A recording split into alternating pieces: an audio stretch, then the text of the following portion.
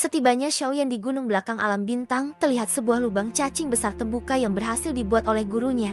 Yao Lo memastikan lubang ini akan digunakan untuk menyerang sekte singa yang mendalam di wilayah barat laut benua. Sebelum keberangkatan, Yao Lo mengundang para ahli dozun dengan imbalan 3 pil obat tingkat ke-8. Undangan ini menarik banyak perhatian dan menghasilkan 20 ahli dozun yang siap bertempur, termasuk 3 saudara Hu yang sangat kuat. Xiaoyan memimpin pasukan gabungan yang terdiri dari lebih dari 30 elit dozun, termasuk 10 tetua tamu dari pavilion bintang jatuh untuk menyerang sekte singa yang mendalam.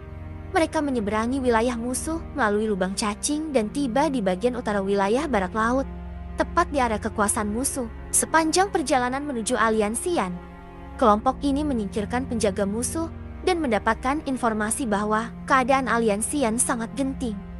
Wilayah mereka menyusut drastis dan benteng kuning misterius di arus langit kuning kini menjadi garis pertahanan terakhir sekte singa yang mendalam. Dengan dukungan Hall of Souls, telah mengirim pasukan elit untuk menyerbu benteng tersebut. Mengetahui situasi ini, Xiaoyan mempercepat perjalanan menuju benteng demi mencegah kejatuhan total Aliansian. Benteng kuning misterius yang terletak di medan sulit dan strategis menjadi titik kunci bagi kedua faksi untuk mempertahankan atau mendominasi wilayah barat laut. Xiaoyan sadar bahwa pertempuran besar akan segera pecah dan nasib aliansi yang tergantung pada keberhasilan misinya. Sedangkan di tempat aliansi yang saat ini, mereka menghadapi ancaman besar dari sekte singa mendalam dan aula jiwa yang memiliki lebih banyak ahli tingkat tinggi dozun daripada mereka. Para pemimpin aliansian, termasuk Xiao Ding, Xiao Li, dan Cailin, merasa tertekan namun tetap bersiap bertahan. Dalam situasi genting ini, mereka menantikan kembalinya Xiaoyan, pendiri Aliansian dan tokoh utama yang selama ini absen. Sementara itu, Xiaoyan sedang dalam perjalanan kembali bersama pasukan elitnya setelah menyelesaikan pelatihannya. Ia mendapat laporan bahwa musuh memiliki sekitar 30 lebih doujun, termasuk 8 ahli doujun bintang 6 ke atas. Di sisi lain, Aliansian hanya memiliki sekitar 10 doujun. Di benteng terakhir pertahanan Aliansian, Cailin berdiri sebagai pemimpin garis depan, menunjukkan tekad kuat untuk bertarung sampai akhir.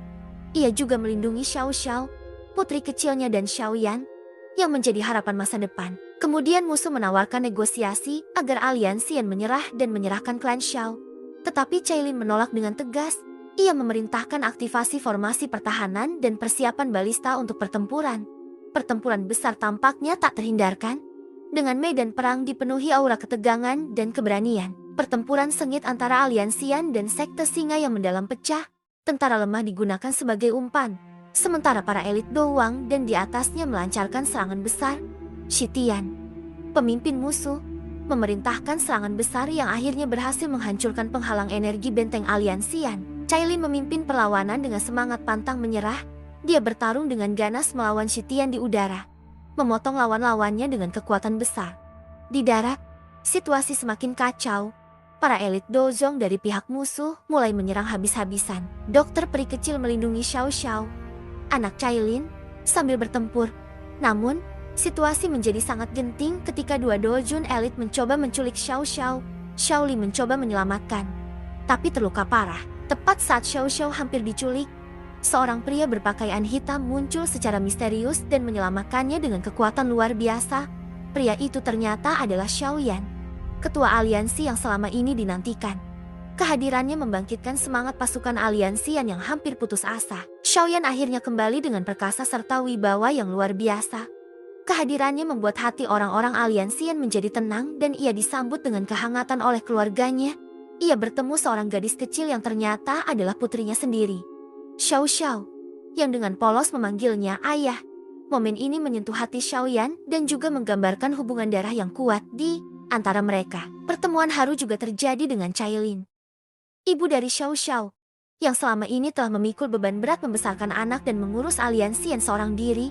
Meski awalnya menunjukkan kemarahan dan keluhan, hatinya luluh setelah Xiaoyan meminta maaf dengan tulus dan memeluknya. Saudara-saudara Xiaoyan, terutama Xiao Li dan Xiao Ding, juga menyambutnya dengan penuh kehangatan, menandakan hubungan persaudaraan yang kuat meskipun telah lama berpisah. Setelah reuni keluarga, konflik langsung terjadi. Shitian, kepala sekte singa yang mendalam, menyerang Xiaoyan. Namun, serangannya yang sangat kuat tidak mampu melukai Xiaoyan sedikit pun. Dengan satu serangan balasan, Xiaoyan menghancurkan pertahanan Shitian dan mengalahkannya secara telak. Konflik berlanjut dengan munculnya musuh kuat. Tianzun ke-9 dari Hall of Souls, bersama 3 tetua Douzun bintang 8, situasi menjadi tegang. Namun 3 tetua Hu yang merupakan sekutu Xiaoyan datang untuk membantu. Mereka menghadapi para tetua Hall of Souls, sementara Xiaoyan sendiri berhadapan langsung dengan Tianzun ke-9. Pertarungan antara Xiaoyan dan Tianzun ke-9 sangat sengit. Meskipun lawannya memiliki kekuatan besar dan teknik tinggi, Xiaoyan yang kini telah mencapai Douzun bintang 8 mampu mendominasi. Serangan demi serangan dilancarkan Tianzun ke-9. Tetapi Xiaoyan menangkis semuanya dengan mudah, menunjukkan kekuatan dan pengalaman tempurnya yang telah jauh berkembang sejak terakhir kali mereka bertemu. Xiaoyan melancarkan jurus pamungkas telapak penciptaan surga agung, Dou skill tingkat Tian, yang membuat Tianzun ke-9 ketakutan. Meski Tianzun mencoba melawan dan meminta bantuan, serangan Xiaoyan terlalu cepat dan kuat. Dalam kondisi terdesak, Tianzun memotong lengannya sendiri untuk kabur. Tetapi Xiaoyan terus mengejarnya dengan lingkaran cahaya hitam yang menghancurkan tubuh lawan secara perlahan. Di saat genting, dari jurang yang terbuka, muncul makhluk darah raksasa yang meledak menjadi naga darah dan menyerang Xiaoyan. Namun, Xiaoyan mengabaikan serangan itu demi memastikan Tianzun ke-9 tewas. Ia berhasil membunuh Tianzun tepat saat naga darah menghantam tubuhnya. Benteng aliansi yang terdiam mengira Xiaoyan telah gugur. Namun, ia muncul dari dalam ledakan darah tanpa cedera, mengejutkan semua orang.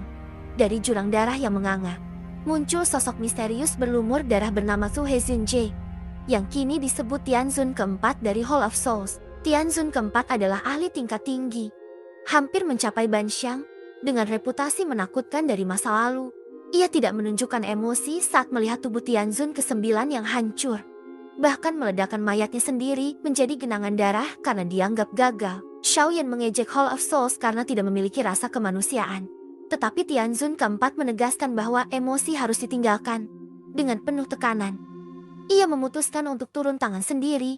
Lautan darah naik, pilar darah meledak ke udara, dan aura pembantaian menyelimuti area menandai dimulainya pertarungan besar berikutnya antara Xiaoyan dan musuh terkuat sejauh ini.